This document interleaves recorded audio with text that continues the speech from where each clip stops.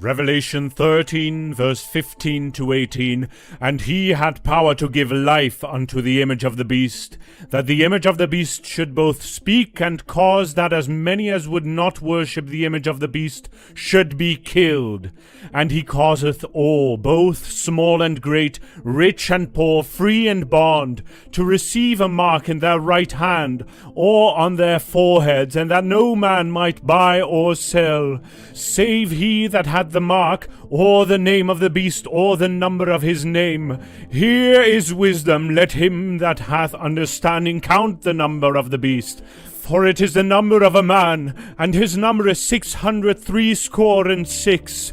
The issue of the mark of the beast is centered around idolatry and worship.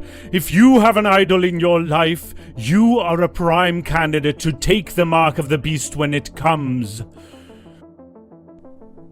The issue of worship is a major issue in the Bible. It is a major one in the spirit world. There is a contention of worship. The enemy, the devil, wants you and I not to worship God because he wants the worship for himself, which is why the mark of the beast will be introduced in the future. The mark of the beast will highlight and proclaim to the world who you worship. The Antichrist will be an idol for some people. He will be a god walking amongst men for some people. The world will bow and worship him literally. Although the Antichrist himself hasn't arrived, his spirit has.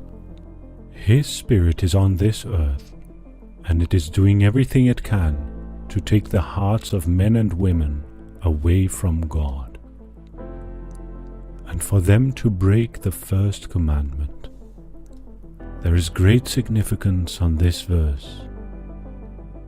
Exodus 20, verse 3, Thou shalt have no other gods before me. That was God's first commandment. Does that not tell you something? God takes the issue of idolatry seriously. The issue of idolatry predates mankind. A third of the angels fell because of idolatry. They rebelled and chose the side of the devil. The Bible said that God is a jealous God. 19 times throughout the Bible, the word jealous described God. The issue of idolatry is serious. Isaiah 42 verse 8, I am the Lord, and that is my name, and my glory I will not give to another, nor my praise to carved images. God has all the right reasons to be jealous. After all, he created us. We belong to him. We are the apple of his eyes. Revelation chapter 13, verses 16 through 17 of the King James Version says, And he causeth all, both small and great, rich and poor, free and bond, to receive a mark in their right hand, or in their foreheads, and that no man might buy or sell, save he that had the mark, or the name of the beast, or the number of his name. There is a great mystery that surrounds the mystical number 666. And this isn't a mystery that came into light only recently, but even in the ancient world. Scholars have endeavored to find out who the mystery man is behind this number. The truth is, till this day, no one knows definitively the meaning of this number or the name of the person behind this number. Greek and Hebrew and Bible scholars over the centuries have been attempting for centuries to unravel the mystery of this name and number.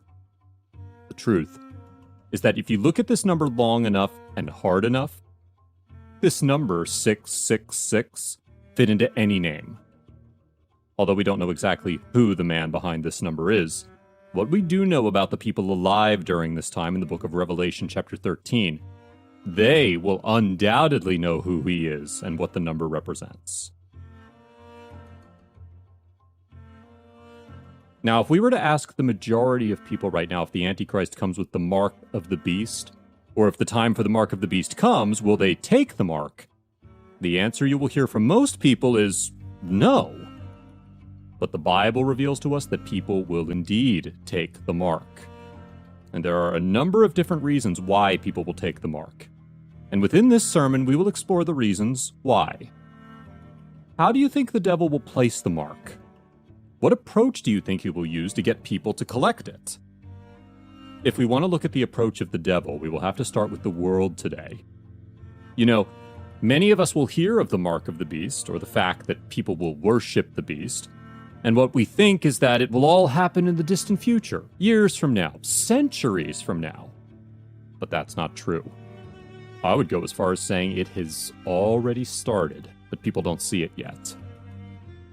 We might have not been seeing the mark on people around the world, but are we not seeing what the mark signifies in the world now? The significance of the mark is in the world today, and we are turning a blind eye to it. Two of these reasons are interlocked together. Idolatry is dependent on deception. No one will go into idolatry except they have been deceived by someone or something. These are the plans of the devil to make people collect the mark. Number 1, coercion.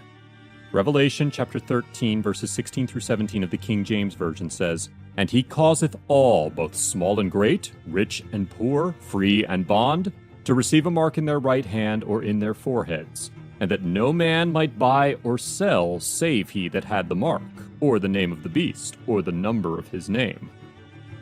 The second beast, who is known as the false prophet, will ensure that people will have to take the mark, because without it, an individual will not be able to buy or sell. Now think of the pressure that this will put people under. Imagine the strain that this will put on the father of a family, knowing that he cannot provide for his family unless he takes this mark.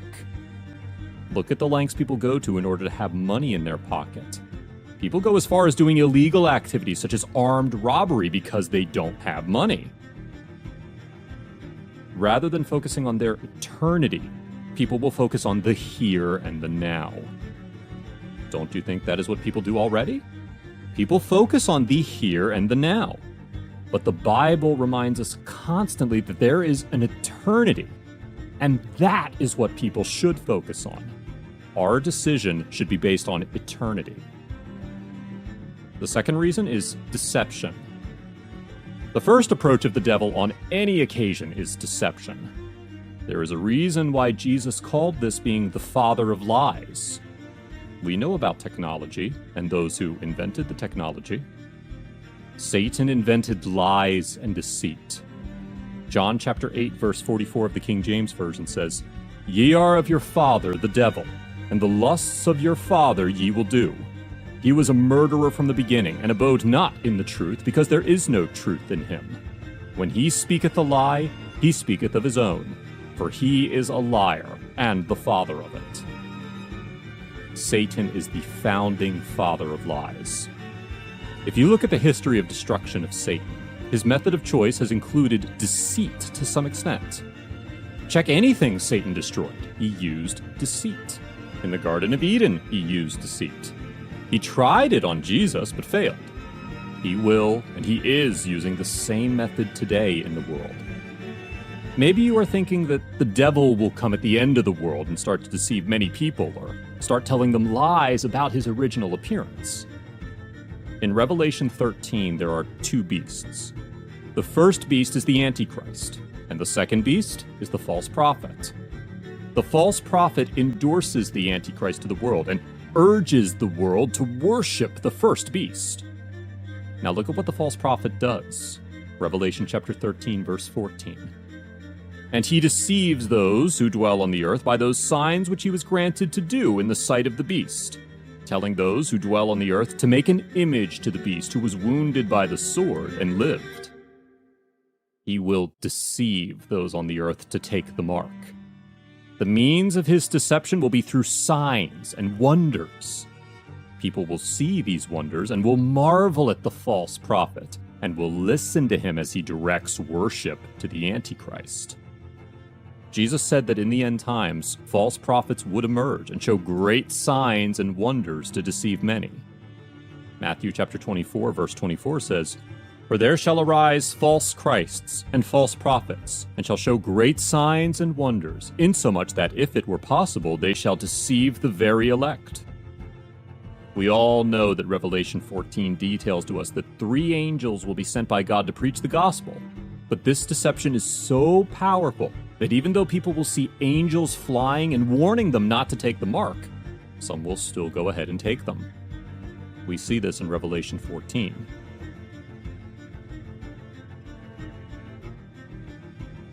Even though the gospel will be preached by the 144,000 and the 3 angels and the 2 witnesses, the God of this world will still be at work doing what the Bible tells us in 2 Corinthians chapter 4, verse 4, which says, "In whom the God of this world hath blinded the minds of them which believe not, lest the light of the glorious gospel of Christ, who is the image of God, should shine unto them."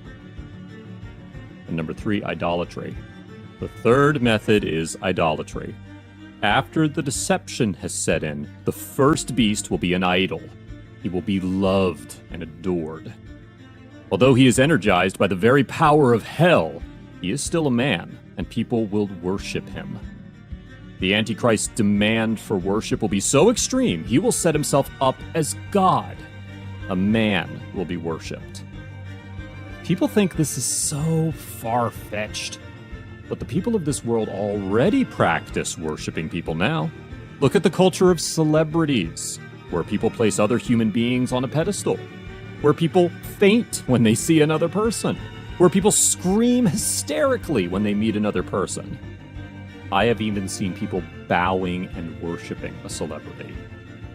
This culture has even infiltrated the church.